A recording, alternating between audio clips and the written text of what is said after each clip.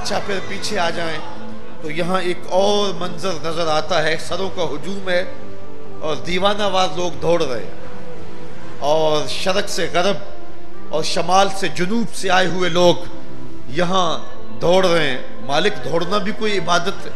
हजरत हाजरा तो इसलिए दौड़ी थी कि उन्हें बेटे के लिए पानी चाहिए था। हाजी की बगल में पानी की बोतल, फिर भी दौड़ रहे हैं। वो तो मीलैन अखज़रैन से भाग कर किस लिए गुजरी थी कि यहाँ से बेटे का चेहरा नजर नहीं आता था और यहाँ माँ बेटे इकट्ठे दौड़ रहे हैं। ये एक अजीब तमाशा है, अजीब मंजर है कि यहाँ भागा जा रहा है। पानी मकसद नहीं है, बेटे को तलाश करना मकसद नहीं है। कहा मेरी महबूब बंदी की अदा है और तुमने उस अदा को इख्तियार करना है।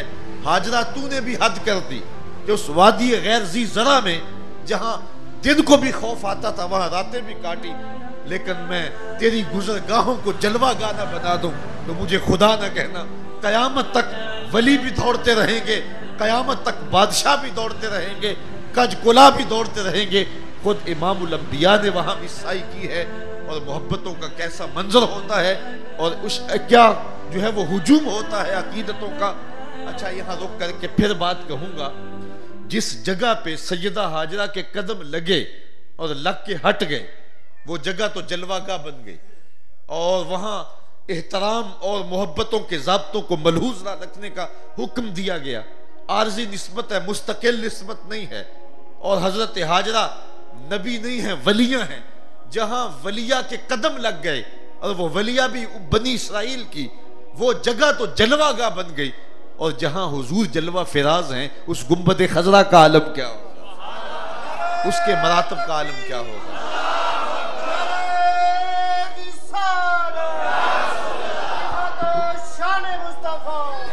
अच्छा,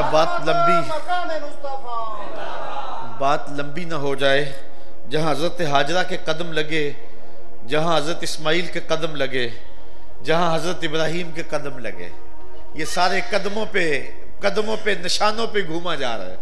हज नाम इसी का है। कभी बाप के कदमों पे, कभी माँ के कदमों पे और कभी हजरत इस्माइल के कदमों पे। अल्लाह अकबर, ये है हज। और कभी वहां होंठ रखे जा रहे हैं जहां हुजूर ने होंठ रखे। ये मंजरनामा है हज का और ये अकीदतों का एक और मोहब्बतों का एक निसाब है। और यहां आकर के हमें एक दर्स दिया गया, एक सबक पढ़ाया गया कि तुम्हें उन्हें राहों पे दौड़ना पड़ेगा जिन राहों पे मेरे बंदे चले हैं। अच्छा, इंसान का जहन दौड़ता है कि इस शहर की कसम रब ने क्यों की है। यहाँ मकाम इब्राहिम है, चाहे जमजम है, सफा व मरवा है, मताफ है, मुजदलफा है, मना है, अरफात है, हजर अस्वद है, मकाम इब्राहिम है। यहाँ रुकने यमानी है, रुकने शामी है, रुकन अस्वद और रुकन इराकी है, मुस्तजाब है, मुस्तजार है, मुल्तजम है, बाब काबा है, सक़्फ़े बैतुल्ला है, मीज़ाब रहमत है, हतीम है। इंसान भागता है और इज्जतों के निशान ढूंढता है इस शहर की गलियों में, इसके कूचा व बाजार में कि शायद इसलिए कसम खाई हो, शायद रब ने इसलिए कसम की हो। लेकिन मेरे रब ने आगे वजाहत कर दी। अगर वजाहत ना की जाती शायद हमें कोई वो बात कहने ना देता। अगर वजाहत ना होती हमारा ज़हन फिर भी उधर जाता। लेकिन शायद लोग कहते हैं कि ये तुम गलत कह रहे हो, ये तफसीर बिराए कर रहे हो। लेकिन मेरे रब ने साफ और वाजे कह दिया, महबूब भी शहर की कसम क्यों खा रहा हूँ। यहाँ मेरा इज्जत वाला घर है, यहाँ मकाम इब्राहिम है, यहाँ चाहे जमजम है, सफ़ा व मरवा है, मुजदलफा व मना व अरफात है। महबूब ये इज्जत के हवाले अपनी जगह पे, लेकिन मैं शहर की कसम क्यों कर रहा हूँ। व अंता हिल्लुम बिहाज़ल बलद, मुझे कसम इसलिए कि शहर की गलियों ने तेरे कदम चूमे, इस शहर की हवाओं ने तेरे सांसों की खुशबू सूंघी है, इसलिए कि यहाँ तू जो रहता है, यहाँ तेरा जो बसेरा है, इसलिए मुझे शहर की कसम। ये कुरान की नस है कि मुझे कसम इसलिए कि यहाँ तू रहता है। अच्छा, गौर कीजिए, यहाँ हजरत शेख अब्दुल हक मुहद्दिस देहलवी ने बड़े मजे की बात कही। उलमा के माबैन इख्तलाफ है कि मक्का अफजल है या मदीना अफजल। ये उलमा के यहाँ इल्मी इख्तलाफ है। बाज़ ने कहा मक्का अफजल, दलाइल दिए, बड़ा वजन है दलाइल में। और बाज़ ने कहा मदीना शरीफ अफजल, दलाइल दिए, बड़ा जोर है दलाइल में।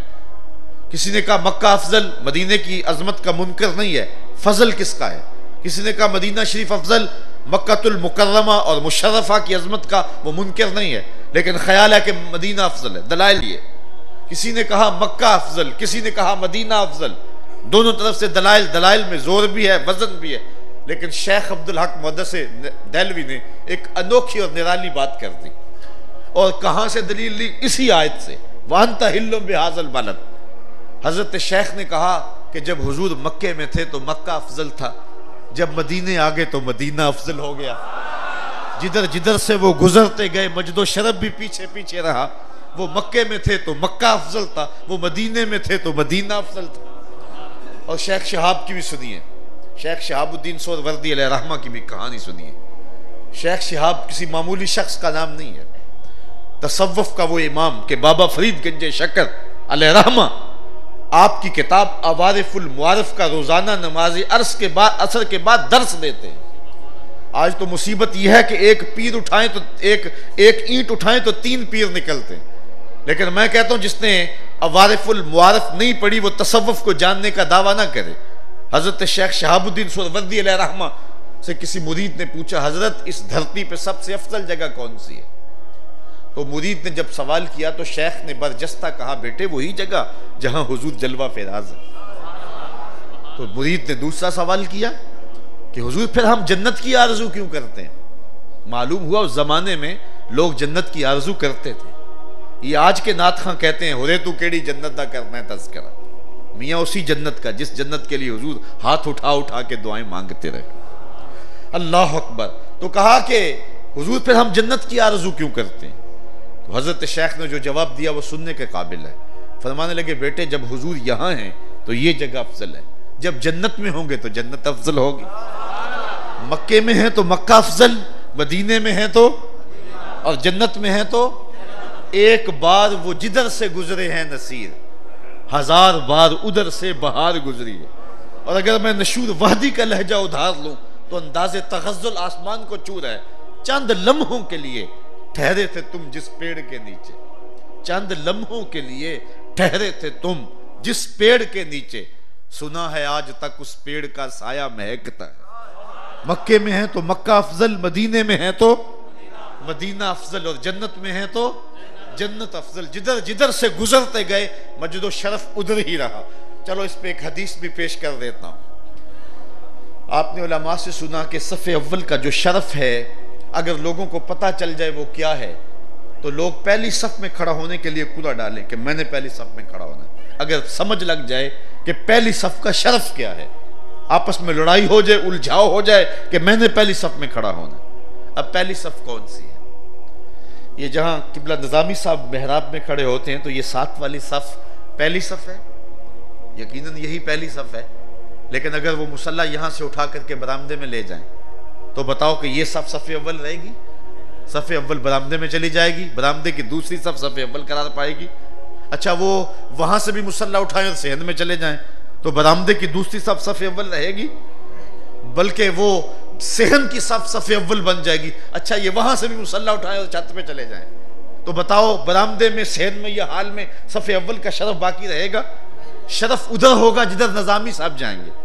अच्छा, 14 सदियां गुजरने के बाद अगर निजामी साहब मुसल्ला बदलते हैं तो शरफ पीछे पीछे है, और अगर नबियों का इमाम मक्के में है तो शरफ मक्के में है, नबियों का इमाम मदीने में है तो शरफ मदीने में है, और नबियों का इमाम जन्नत में है तो शरफ जन्नत में है। जिधर जिधर से गुजरते जाते हैं शरफ भी पीछे पीछे रहता है। तो शेख कहते हैं जब हुजूर मक्के में थे तो मक्का अफजल था, जब मदीने में गए तो मदीना अफजल हो गया, जब गारे हिरा में गए तो गारे हिरा अफजल हो गई।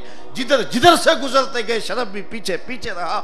सदर के हर जा नशीनत सदर, सदर जहां बैठता है वही जगह जाए सदर होती है। इसलिए कहा महबूब मुझे कसम इस शहर की, इसलिए कि यहाँ तू जो रहता है। अल्लाह अकबर। अच्छा, यहाँ इमाम राजी कहते हैं सूरतुल बलद में अल्लाह ने महबूब के मकाम की कसम की ना, तो सूरतुल असर में महबूब के ज़मां की कसम की। तो तरतीब यूं बनी, महबूब तेरे मकाम की भी कसम, तेरे ज़मां की भी कसम, तेरे कूचा बाजार की भी कसम, तेरे लैलो नहार की भी कसम, कसम तेरे ज़माने के इंसान खसारे में। बगदाद में एक शख्स रोटियां बेचता था, जो ताज़ा रोटी 1 रुपए की, जो बासी रोटी 2 रुपए की। अब अकल कहती है कि बासी रोटी तो 8 आने की होनी चाहिए और ये उल्टा 2 रुपए में बेच रहा है। किसी ने रोक करके पूछा, बाबा ये तेरा क्या रेट है? उसने कहा नहीं खरीदते तो ना खरीदो, मेरा रेट यही रहेगा। कहा वजह भी तो बता, बासी रोटी अकल कहती है सस्ती होनी चाहिए और तू उल्टा उसको 2 में बेच रहा है। उसने कहा सुनो फिर, ये जो बासी रोटी है ये ताजा रोटी की निस्बत 1 दिन हुजूर के जमाने से करीब है। इस कुर्बत की वजह से इसकी कीमत बढ़ गई है। असल कीमत तो हुजूर से है ना। किसी जमाने में बुश ने कहा था